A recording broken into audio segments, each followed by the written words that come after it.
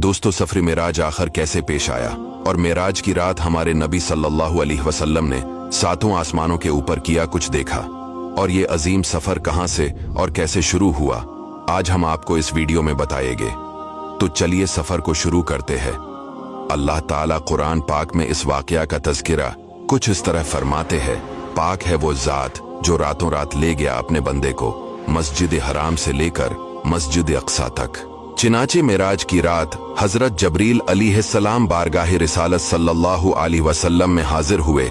आप सल्लल्लाहु अलैहि वसल्लम को मेराज की खुशखबरी सुनाई और आप सल्लल्लाहु अलैहि वसल्लम का मुक़द्दस सीना खोलकर इसे आब ज़मज़म से धुया, फिर इसे हिकमत से भर दिया।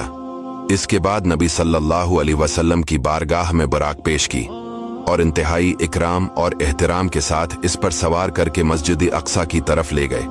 बैतुल मुक़द्दस में हमारे नबी सल्लल्लाहु अलैहि वसल्लम ने अंबिया की इमामत की, फिर वहां से आसमानों की तरफ ले गए। हजरत जबरील अलैहिस्सलाम ने बारी बारी तमाम आसमानों के दरवाजे खोले। पहले आसमान पर हजरत आदम अलैहिस्सलाम, दूसरे आसमान पर हजरत ईसा अलैहिस्सलाम, तीसरे आसमान पर हजरत यूसुफ अलैहिस्सलाम, चौथे आसमान पर हजरत इदरीस अलैहिस्सलाम, पांचवें आसमान पर हजरत हारून अलैहिस्सलाम, छठे आसमान पर हजरत मूसा अलैहिस्सलाम और सातवें आसमान पर हजरत इब्राहिम अलैहिस्सलाम हुजूर सल्लल्लाहु अलैहि वसल्लम की जियारत से सरफराज हुए।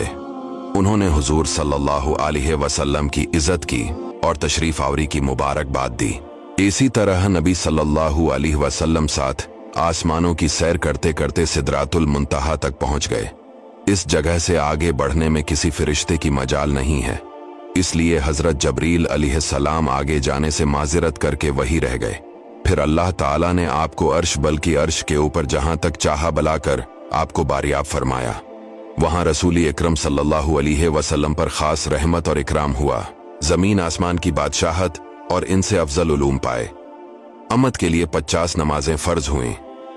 नबी सल्लल्लाहु अलैहि वसल्लम ने बाज गुनाहगारों की शिफात फरमाई और फिर दुनिया में अपनी जगह वापस तशरीफ ले आए।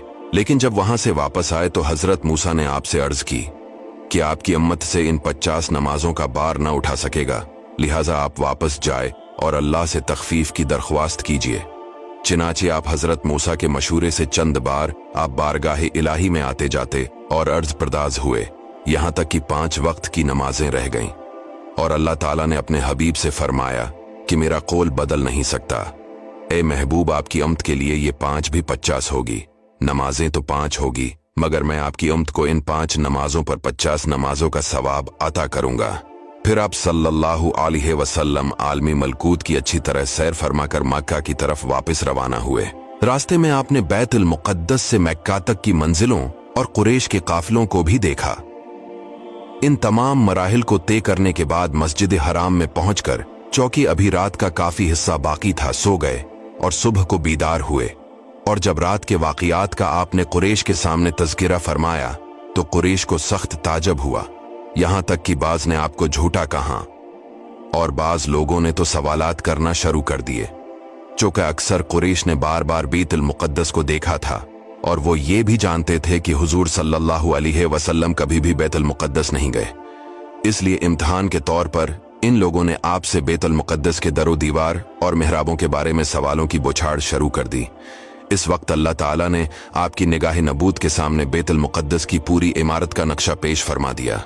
चिनाचे कफ़ार कुरैश आपसे सवाल करते जाते थे और आप इमारत को देख देख कर इनके सवालों का जवाब ठीक ठाक जवाब देते जाते थे। तो दोस्तों, ये था हमारा आज का वाकया। आपसे गुजारिश है वीडियो को शेयर कीजिए।